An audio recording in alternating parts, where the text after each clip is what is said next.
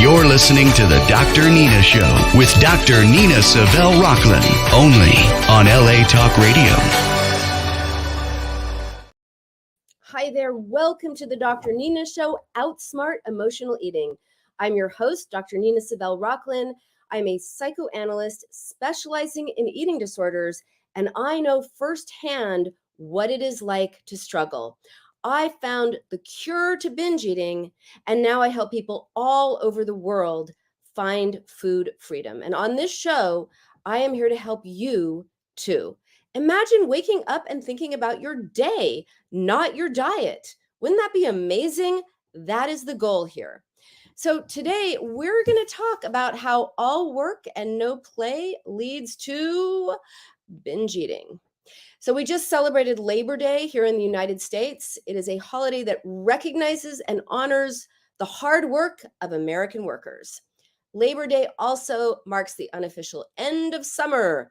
It is the perfect opportunity to relax and enjoy parties and barbecues and have fun. In other words, Labor Day is a day when we do anything but labor. But here's the thing. Working hard is part of our culture. Having a work ethic and being productive, it's highly valued. It's associated with success, virtue, personal fulfillment, all the good things. So being busy is equated with being productive, successful, and even important. And many people think if you're not busy, you're not doing enough or that you're lazy. While hard work and being busy, those are positive traits. If there's not enough work-life balance, it can lead to burnout, stress, and coping strategies like, say, binge eating. There can be too much of a good thing when it comes to productivity. So being productive is a way of creating a sense of meaning in our lives. And many of us enjoy being productive. We find purpose in our accomplishments. But constantly working and doing and achieving and accomplishing and checking things off your to-do list, it can also distract us from other things. If we're always focused on that to-do list, we have less capacity to process or even be aware of uncomfortable emotions. By being busy and staying busy, we avoid issues like relationship problems, unsolved trauma, personal dissatisfaction, anything uncomfortable. We also might equate our self-worth with how much we are achieving. So being perpetually busy, it can be a way of validating our worth or avoiding feelings of inadequacy. Being busy can give us a sense of control over our lives. When our external circumstances feel chaotic and unpredictable, having a busy schedule, managing our time, it gives us a sense of order and structure. But if we don't cultivate ways to have a work-life balance, food, eating, that can provide a temporary escape. And it can also be a way of coping with deeper issues. So today I'm actually going to read to you an excerpt from my book, The Binge Cure, 7 Steps to Outsmart Emotional Eating. And this will illustrate the connection between busyness and binging. There is a connection. So let me tell you Brenda's story. So here's Brenda. She's perched on my couch, an open notebook on her lap, a pen poised over the page, and she looked at me and she looked like a schoolgirl ready to take notes. She said, I just need some tools to deal with my compulsive eating. I don't want to talk about my family. I don't want to talk about the past. I just want you to tell me what to do. Now, Brenda spent each evening volunteering for a nonprofit organization after work, by the way. This is after working full-time job. She spends her nights like volunteering with the TV blaring in the background, a crochet project in her lap. And as long as she was multitasking and doing all these things at once, doing her volunteer work online, watching TV and crocheting, all of that, she was fine. Without those distractions, what did she do? She turned to food. she started eating. So she said, okay, and she's holding her pen up. Just tell me what to do. What do I need to do? What do I need to do? Tell me, Dr. Nina, what do I need to do? Just tell me. I said, well, you need to do less. And she looked at me in total confusion. She said, do less? What is that supposed to mean? So I explained that her relentless pursuit of accomplishment was a distraction from uncomfortable emotions, uncomfortable thoughts. When she could be with herself, she would no longer need to do so much or to eat when she was stressed or bothered or upset. So Brenda considered being with herself a total waste of time. She had no concept of what it might be like to value herself because of who she is instead of by her accomplishments. And like Brenda, many of us define ourselves by what we do, and we miss out on the richness of simply being. So the author and self-development coach, Dr. Dwayne Dyer, once said, I am a human being, not a human doing. Do not equate your self-worth with how well you do in life. You aren't what you do. If you are what you do, then when you don't, you aren't. That's what he said. You can follow it if you break that down slowly, but you get the idea. Deepak Chopra also makes a similar point. He did a TV ad for Microsoft, and he said, I am a PC and a human being, not a human doing, not a human thinking, a human being. Unfortunately, Wayne Dyer and Deepak Chopra are in the minority because our society values productivity and accomplishment seemingly above everything else. And if you grow up in a family and or a culture, a society that is primarily interested in what you are achieving, you learn to value yourself by being productive, and it becomes the basis of your self-esteem. And when other people, by the way, other people will acknowledge you, they will express interest solely in your accomplishments. And when that happens, you learn to value yourself only for what you have achieved, and you may devalue yourself when you are not actively achieving or producing, or when you experience failure. When other people dismiss or devalue your feelings, you learn to do the same.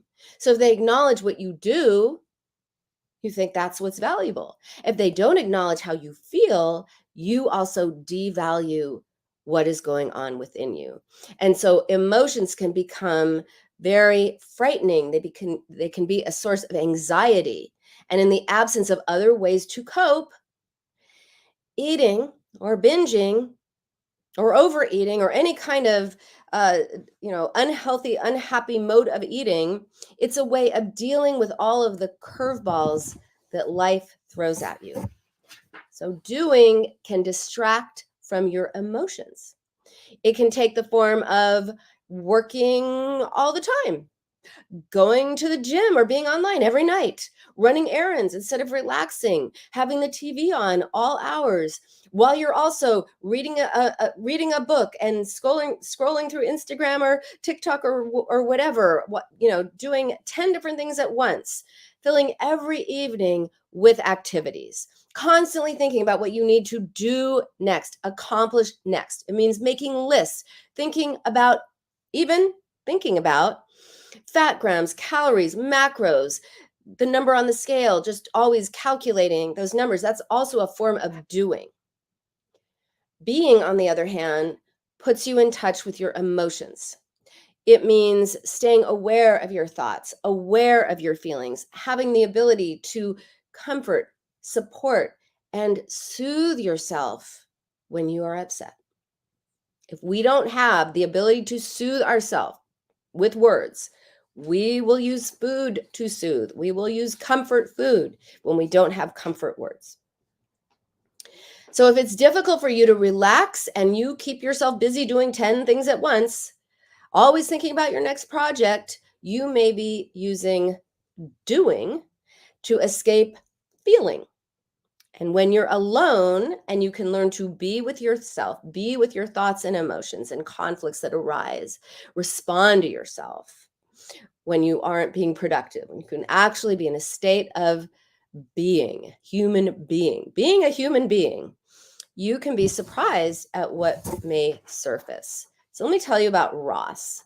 And by the way, if you are watching this on Instagram and you have a question or a comment, please feel free to leave a comment or a question in the comment box.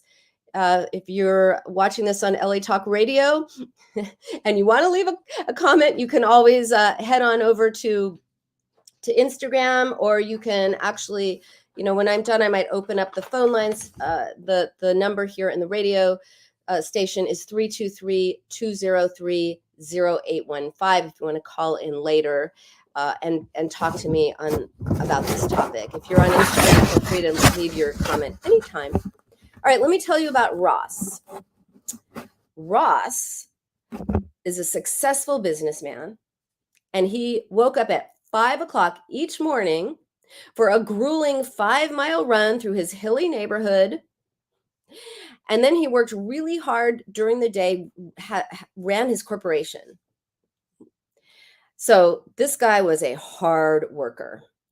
And he spent nights entertaining clients at upscale restaurants, and he was busy just about every second of the day. And his day typically ended at midnight. Yes, midnight, when he visited his neighborhood supermarket, the one that's up, open all night, and he bought food that then he would take home and binge on. Now, Ross was an attractive, fit guy. He drove an expensive car. He lived alone in a multi-million-dollar estate, and he could not understand his late night binges. He just looked totally bewildered and felt bewildered as he talked about it. He said, "I built my business from nothing." And he did.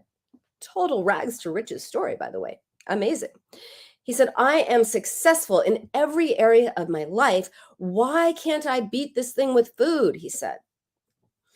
"It is the only problem in my life." That's what he said. And he just couldn't understand it. And I said, "Well, Ross, what's it like to talk about this? What's it like to talk about this issue?" And he said, "I just need some tools to deal with it. I just need to figure out how to make it work." So I was really struck by how Ross talked about his conflict with food as if it were a business problem that needed to be solved rather than a painful personal issue. Let me tell you about Ross. I said that he had a rags to riches story, and it's so true. He grew up in a large, very poor family. He was the oldest of 6 kids, no money. His depressed mother would stay in the bedroom for days, for weeks even. And she left Ross to tend to his siblings. And his father came home late from work, definitely kind of a blue-collar, low-paying job. And he was usually either drunk by the time he got home, or he would get drunk, and he would spend each night just staring at the TV and just trying to tune out reality and tune out his family, wouldn't really respond to them or anything. So affection in this house was as scarce as money. And Ross learned at an early age that his parents were unable to take adequate care of him and his 5 siblings. So he turned to accomplishment as a way to distract from his painful feelings and to keep things organized. He knew it was up to him, as he put it, to make it work. Make it work. And he meant that on a number of levels. And by the way, that's exactly what he did. He worked. To make it work, he worked. He started with a paper route at the age of 12. He put himself through college. He went to grad school. He earned a MBA. And before he was 30 years old, he was a millionaire. And yet, he was unsatisfied. There was always more to do for Ross. There was always more to accomplish. Nothing was ever enough. Nothing was ever good enough. So relentless productivity was his strategy to build a better life for himself as a child. And as an adult, he was still trying to outrun his feelings by outworking them, by staying busy all the time. And at night, when he was finally alone and there were no distractions, what did Ross do? He ate and ate and ate until his stomach hurt. The food symbolically filled his internal emptiness and then converted emotional pain to physical sensation, physical pain. He converted his emotional pain to physical pain. Instead of a heartache, he experienced a stomach ache. So as we continue to work together, he started to identify some painful and powerful feelings of loneliness that stemmed from his childhood. In the early years of his life, he couldn't rely on other people to take care of him. So he absolutely idealized self-reliance. He didn't trust people who he unconsciously feared would disappoint or criticize him, kind of like how he felt with his parents. He couldn't turn to people for connection or comfort. So instead, Ross turned to food. Unlike people, food didn't disappoint. Unlike people, food was consistent. Unlike people, food was always available. And through our work together, through therapy, he learned to process his ambivalence about relationships, and he began to form connections with other people. And as he connected with more people, he felt less lonely and more fulfilled. And so food was no longer his best friend, and he stopped binging. When he could process his feelings and connect with other people and have more satisfaction in his life other than achieve, food stopped being something he needed, right? So you can see how eating, binging was not the problem. It was the solution to the problem. The problem was his inability to trust people, his sense that he couldn't handle whatever feelings that might come up. In fact, he couldn't even go to a feeling place. It was too scary to even think about what he might be feeling. But when he could do that, process the pain of his past, learn to connect with other people, food stopped being an issue because he no longer needed to resolve the problem.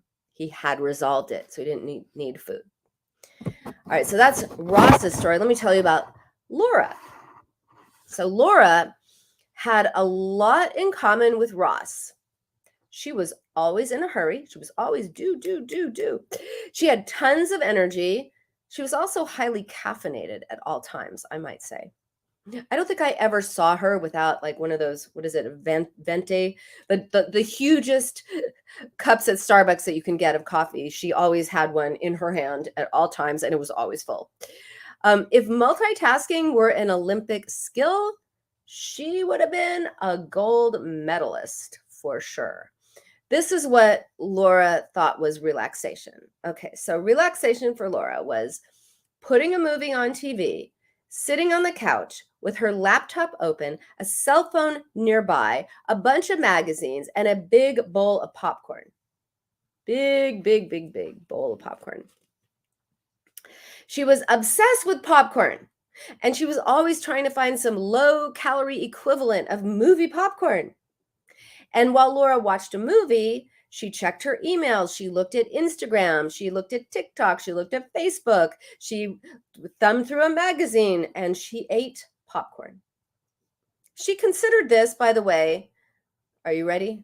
This is what she considered doing nothing.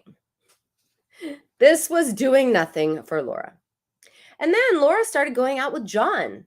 John was an artist who was into yoga and meditation. And Laura really liked John, which is why she was willing to give meditation a try.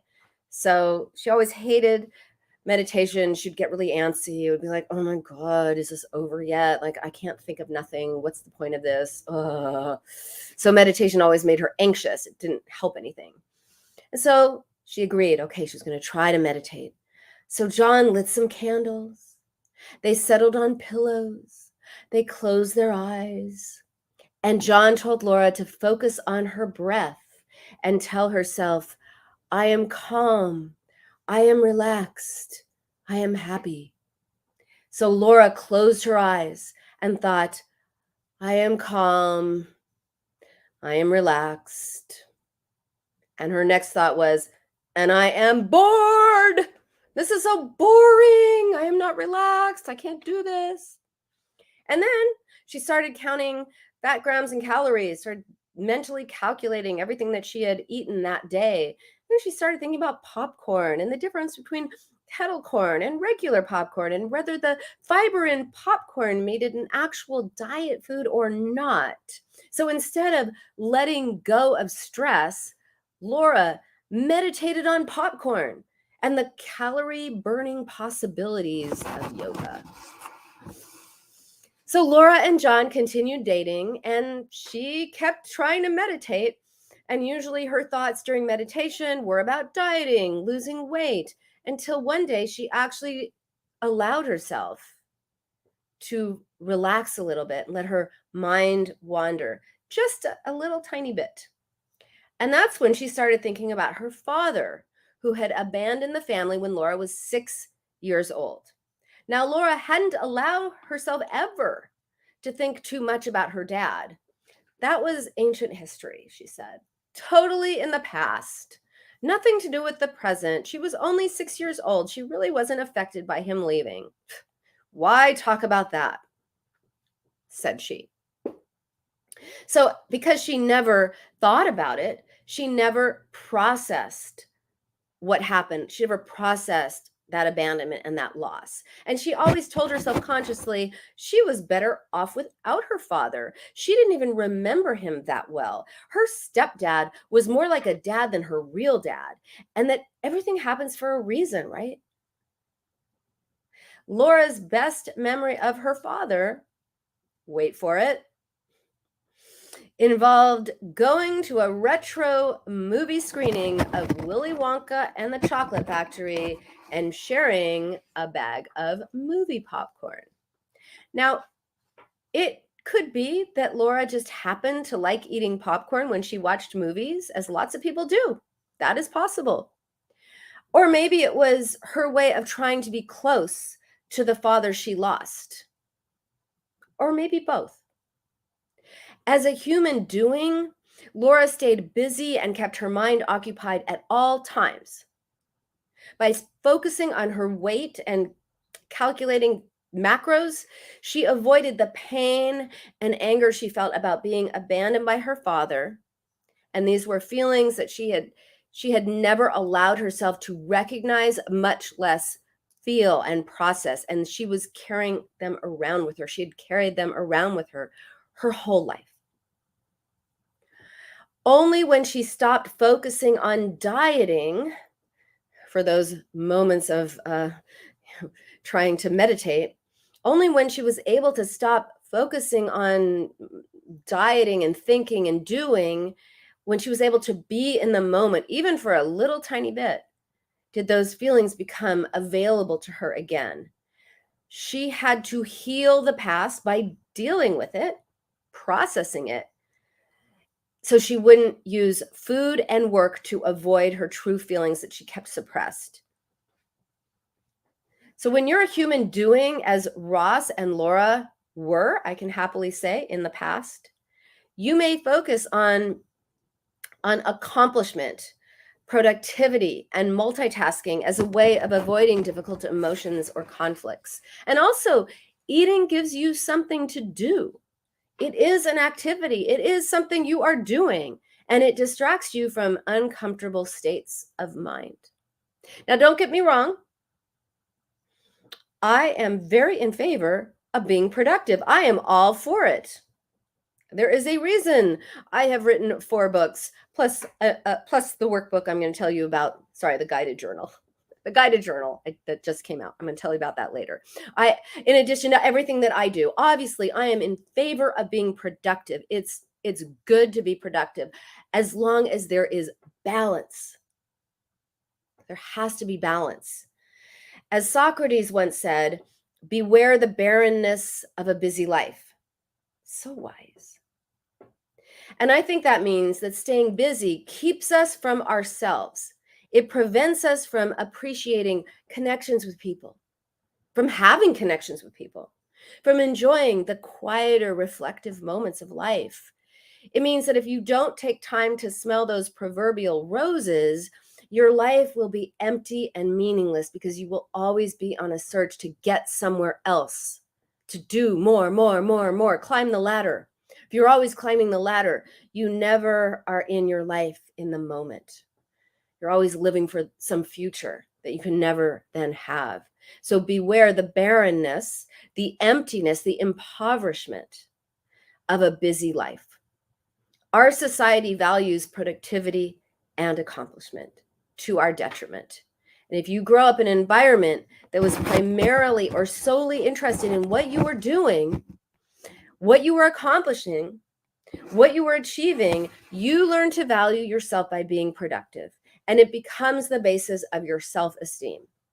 If you're a human doing, the feelings involved in being can become a source of anxiety. You want nothing to do with those feelings. No way. You don't even know they're there sometimes. I don't even feel anything about the past. It's in the past. I feel nothing. Say many people who just don't want to deal with their feelings, and understandably so. It's scary. Binging or overeating or any kind of, dysfunctional, disordered eating is a way of coping with those feelings. So is staying busy and focusing on accomplishments. So doing can serve as a distraction from your emotions.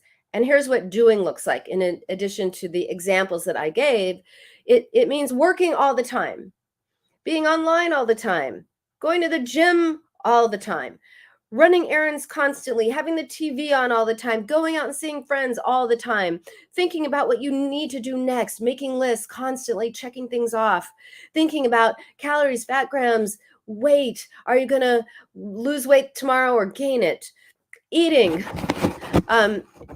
All of those things are ways of being a human doing that keep you from yourself, keep you from being in a state of being, which puts you in touch with your emotions. So being, when you are in a state of being, you can be comfortable with yourself. You're okay with being alone. You can convert loneliness to solitude. You're aware of your thoughts and your feelings. You're able to comfort and soothe yourself with words. You're able to relax. You're able to do nothing, to just be, without feeling lazy or bad or anything like that. So remember how Laura thought she was bored? Boredom is about wanting to do something. So the way to alleviate boredom is to engage in an activity and to be active and productive. If that doesn't change your mood, or if you often feel unsettled, then maybe you're not really bored. Laura was not really bored. She was uncomfortable, and she used boredom to cover up what was going on inside. Boredom is what's called an umbrella emotion, which means that it covers up other feelings like anxiety, sadness, anger, fear, guilt, anything else that's uncomfortable. Laura believed that she was bored, but she was actually anxious about being alone with herself, alone with her thoughts, because when her mind was quieter, she was more in touch with painful memories and painful thoughts. So she stayed busy all the time as a way of keeping those memories and the corresponding feelings at bay. And yet she was a slave to busyness. So the key to change is allowing yourself to be a human being and not a human doing. When you can be with yourself, when you can process any feelings or conflicts you might experience, when you're in that place of being, you're less likely to use food, to eat as a distraction from what's uncomfortable. How do you do that? Well, if you're sad, you need to express it. You need to cry. Although not everyone cries when they're sad. Some people cry when they're frustrated. But if crying is a form of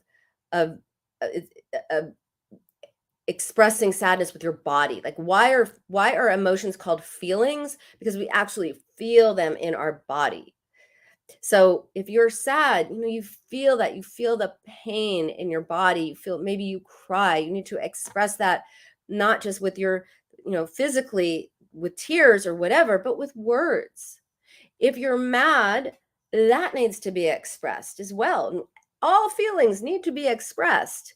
If you're feeling anxious or guilty or upset, you've got to process those emotions, because we cannot let them go. We cannot ignore them. We cannot push them down. We cannot positive think them away. We cannot gratitude them away. That's actually so dismissive. And we certainly cannot stuff them down. The only way to get rid of feelings is to feel them, to process them. And what you feel, you will heal. So you are not what you do. Think about what kind of a human being you are. Are you a loving person, an honest person? Are you kind, generous, a good friend, loyal, understanding, compassionate, helpful? So Ross dealt with his conflicts about depending on other people as a result of his childhood, and he started connecting more with others. He stopped binging on food as a way to symbolically fill his emptiness. Laura worked through the painful experience of her father's abandonment and rejection and found herself much less interested in staying busy and eating popcorn, because she no longer unconsciously used popcorn to stay connected with her father, nor did she use being busy to stay disconnected from her feelings. So like Ross and Laura, when you allow yourself to experience a range of thoughts and emotions, and when you can connect to other people in a way that feels satisfying, you really feel a true liberation from binge eating. By identifying, validating, and responding to yourself, you stop using being busy and binging as a way of coping. And that is how you create a binge-free.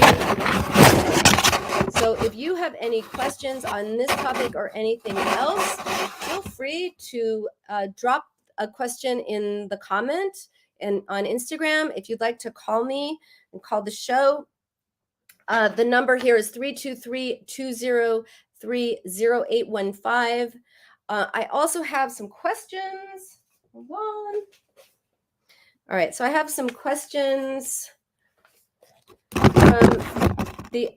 from listeners that I can also answer. So if you don't have any questions for me about your relationship with food, it doesn't have to be about being versus doing, anything to do with what's eating at you, what's weighing on you. This is the time and place to drop your questions.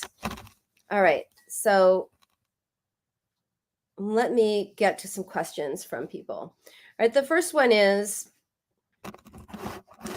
how can I get more willpower, specifically when it comes to food? Okay, so changing behavior is not about willpower. Binge eating is not about willpower. It is not about control. It is not even about food, right?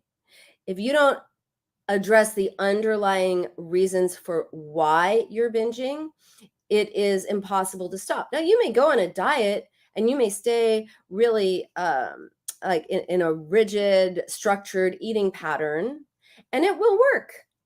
But that's willpower. And eventually you go off that diet, because no diet is sustainable forever. You will go off that diet, and that is when you're caught in the binge diet cycle. So it's really important to look at why you are turning to food instead of what you are eating.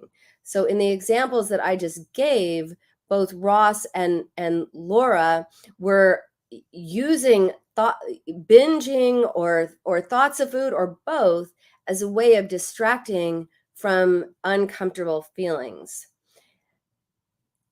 There are 3 reasons we binge. One is purely physiological.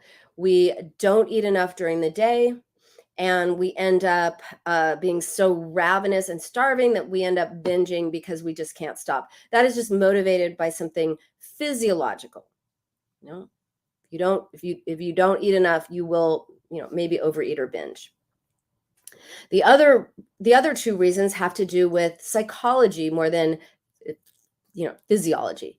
And one is deprivation. So if you're on a diet, you are deprived. There's something that you are not eating, because all diets are eat this but not that. Weight loss diets, eat this but not that. And if you are eating this but not that, you are being deprived of something.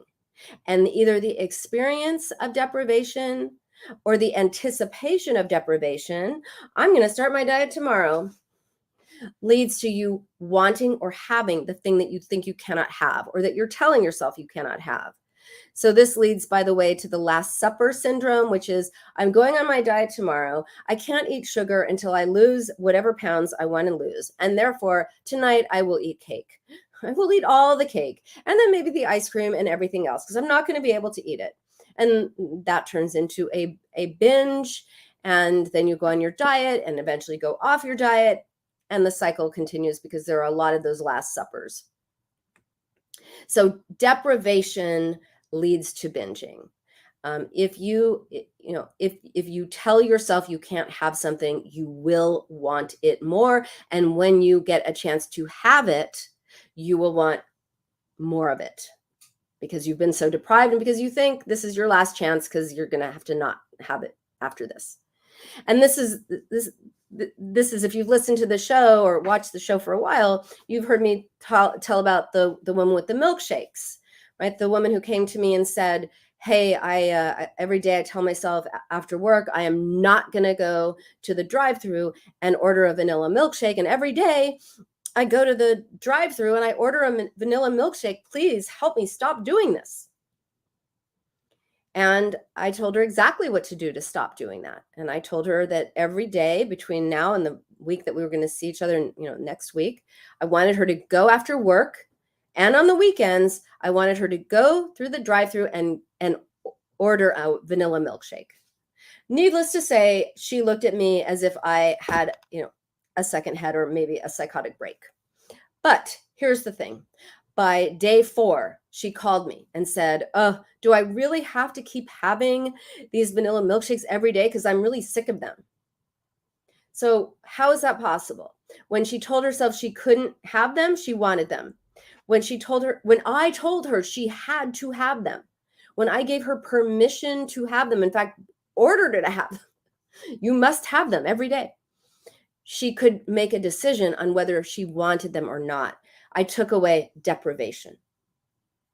And there have been studies that really show, research studies that show that when you give people permission to eat their forbidden foods, they will eat less of them. There was a study maybe 10 years ago, and they tried, or maybe 20, I forget when it was. I get all the years mixed up. There was a study in this century, and they set out to prove the existence of food addiction.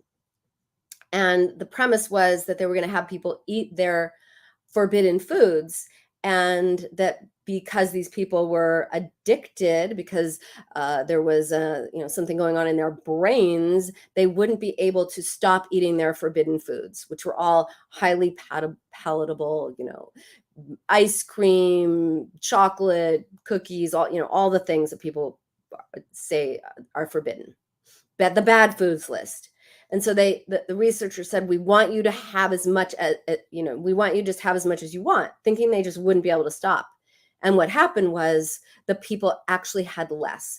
Having permission to have it gave them the choice. And so this speaks to the importance of psychology when it comes to any kind of disordered eating. We are not, we're not just brains. We have minds, and our minds can be very, very powerful. And I digress. All right, I'm answering the question about willpower. So instead of willpower, what you want to do is really look at, well, why are you eating? Because again, the 3 reasons: either you haven't eaten enough and you're ravenously starving and you're just going to binge, or you've been deprived. Because you've been on a diet and you've been deprived of some kind of food, you're going to want that more. And the 3rd reason, which is really binge eating disorder, which is you are using food as a way to cope.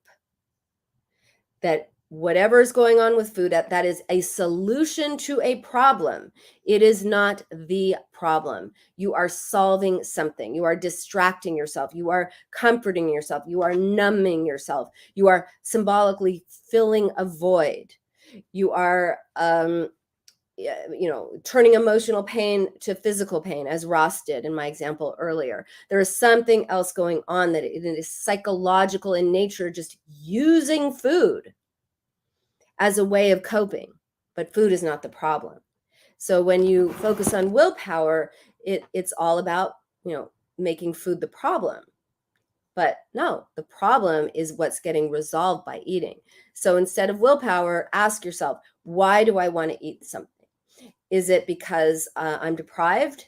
Is it because I'm trying to use this food to resolve something emotional? I want to escape myself. I want to numb myself. I want to comfort myself. I want to reward myself. What's going on with me?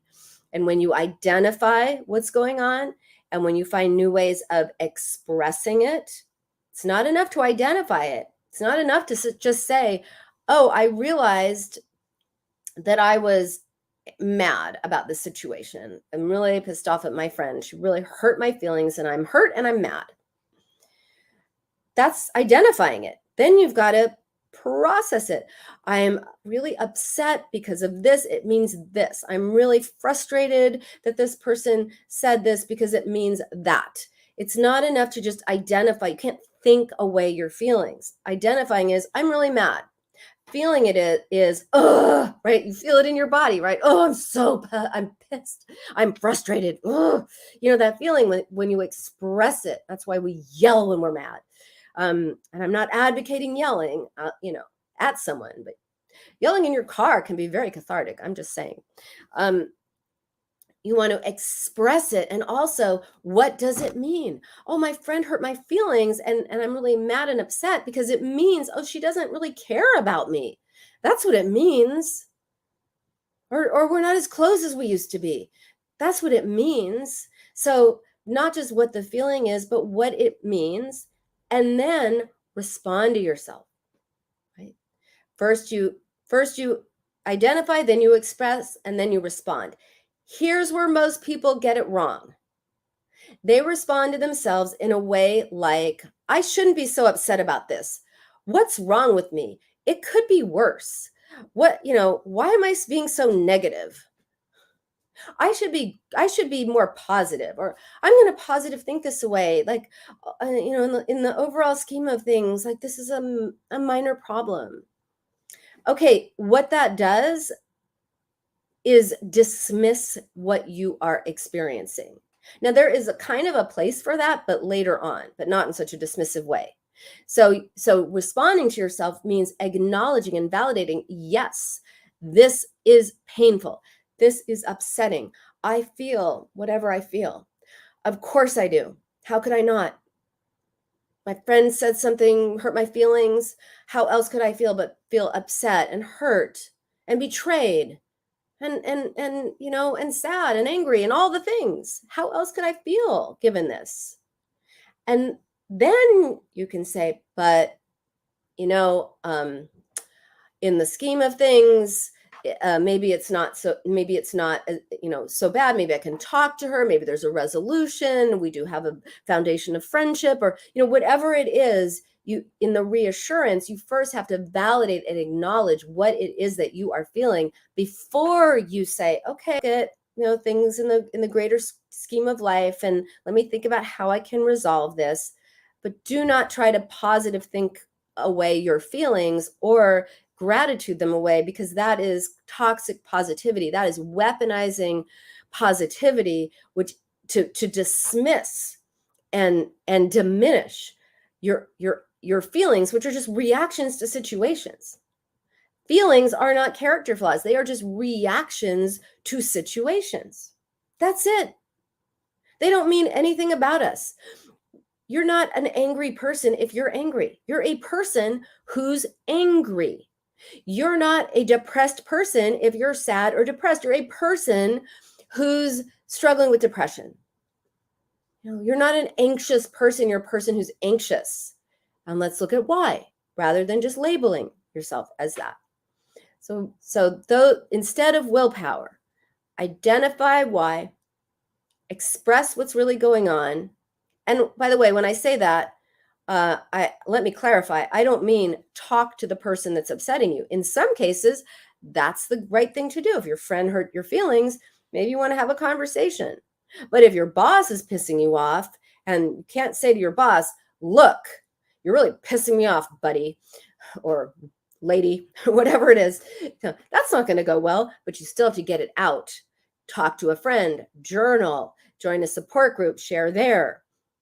By the way, my Dr. Nina's Food for Thought community on Facebook, if you're not there, please join us. That's a good place for you to express what's going on in a safe, supportive place where you can feel heard. It has to get out. And it's good to journal. I'm all for journaling, but I also think it's important to have witnesses to your pain. So again, no willpower. What emotions are you feeling? Express that and then respond to yourself. And that's if it's binge eating disorder. If it is, well, I'm eating this because I can't have it. Remember, diets tell you what to eat or not eat. They can't look at why you're eating or not eating. So you got to look at what's motivating you to want to turn to food, because you're turning to food as a way of coping. You are turning away from something else. There is a reason. Be curious about that reason. Be a detective of your mind, right? Very, very important. But if it is about deprivation and you're dieting, this is why the first step in my book, The Binge Cure, 7 Steps to Outsmart Emotional Eating. The first step is to stop dieting, which can be very hard for people because diets focus on what you are eating, not why. And they are always involving some kind of deprivation, and either the experience of deprivation or the anticipation of deprivation only makes you want something more and will lead to you eating it. And then with the all or nothing diet mindset, it's either all or nothing. Either can't have it at all, or you might as well have all of it.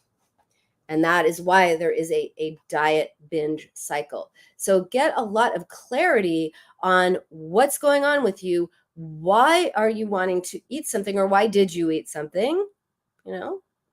And let me just briefly discuss the process of change.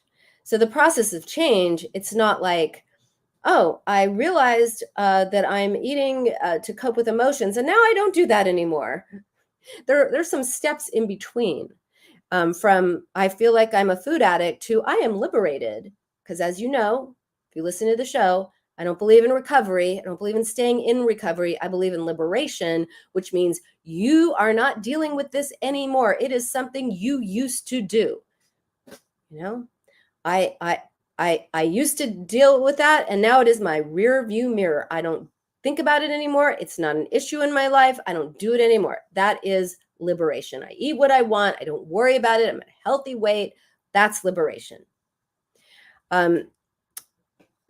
I totally forgot my what I was saying. I had a point there. But the point is, you got to get curious about the why and challenge the diet mentality, because the diet mentality keeps you from yourself. And you want to get more interested in you, binge eating, dieting, it takes you away from you. It takes you away from what you are thinking, what you are feeling, and it makes your world about numbers. What you are eating, what you didn't eat, how many calories you burn, and all of those things. That takes you away from you and of being the fully human being that you are, with having a range of emotions, a range of thoughts, a range of desires, a range of experiences. if we live in the black and white world of dieting, you never get to experience life, which is in color. In between black and white, diet rules, color. All right, so I promised you the Binge Cure Journal is finally out. The Binge Cure Journal, a guide to liberating yourself from emotional eating, taking control of your life, and feeling good in your body, is finally out. It is available for a very short time on Amazon at a very, very reduced price. I want as many people to have it as possible. So it is super inexpensive to get your paperback copy of the journal on Amazon. Right now, the price is going up in about maybe a week. But I wanted to give I wanted to get it into the hands of as many people who need it and can benefit from it. Thank you. That is the show for today. I'm here every Wednesday on LA Talk Radio. You can listen live every Wednesday at 11 a.m. Pacific. You can listen later at Apple Podcasts or anywhere where you get your podcasts. Stay curious, not critical. Remember, you're perfectly imperfect. And I will see you next week. Bye for now.